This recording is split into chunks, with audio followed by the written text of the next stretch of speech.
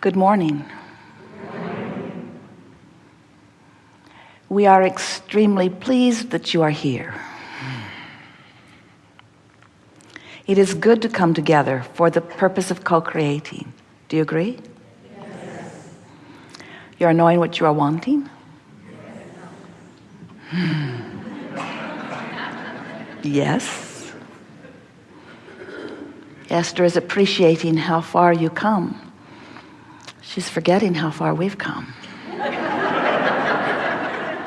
Not forgetting so much, but sometimes it's hard to quantify the non-physical participation in situations like this, isn't it?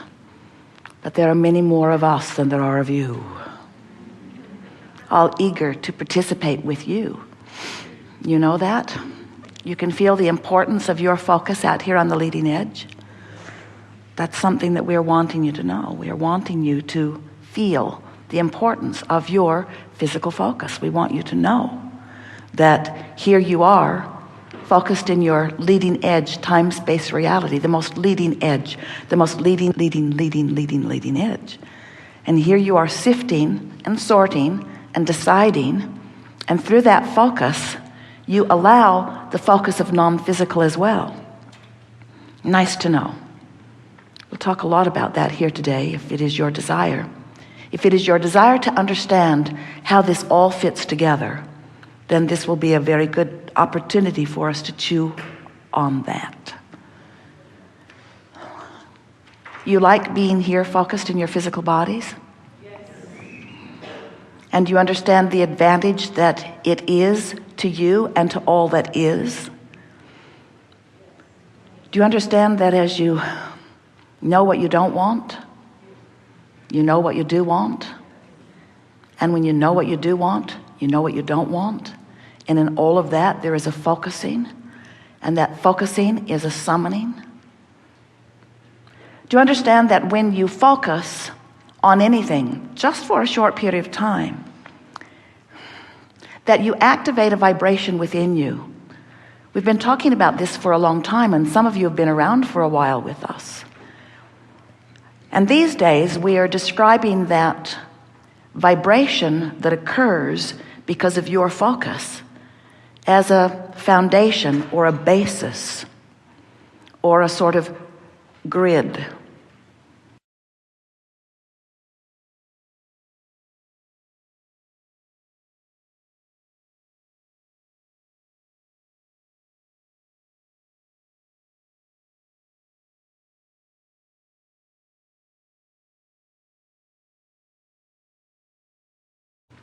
The grid sometimes is hard to get your thoughts around, but envision something grid-like. Whether it's a skeleton or a structure, and imagine the grid of it. In other words, you can see through it.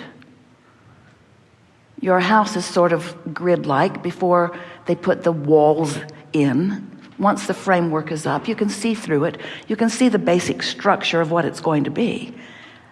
But you can't really get a sense of what it's like to be in it, to live in it, or even to look at it until more is filled in. And of course, more does fill in, doesn't it? The walls come, exterior and interior. The roof comes. The insulation goes in, the paint goes up, the exterior rock or whatever. And so it continues to evolve and become.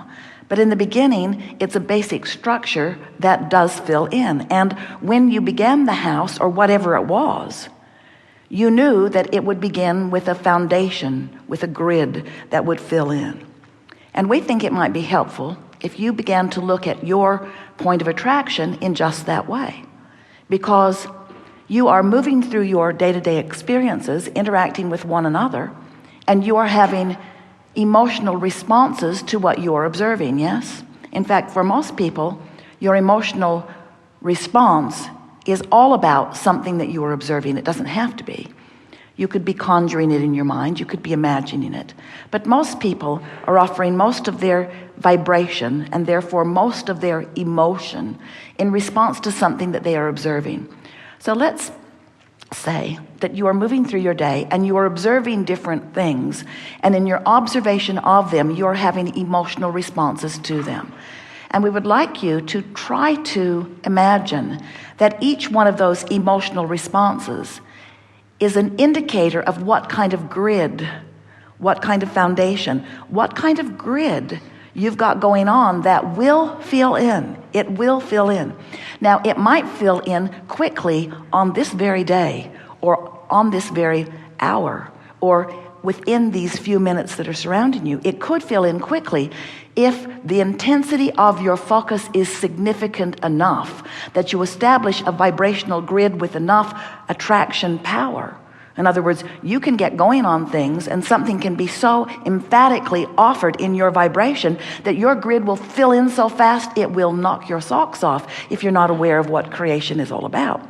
But sometimes your grid fills in more slowly because you move along and you sort of kind of feel that way, and you sort of kind of feel that way, and you sort of kind of feel that way, and you sort of kind of feel that way. And then you feel a little more that way, and then the grid fills in with somebody else who will talk to you about it.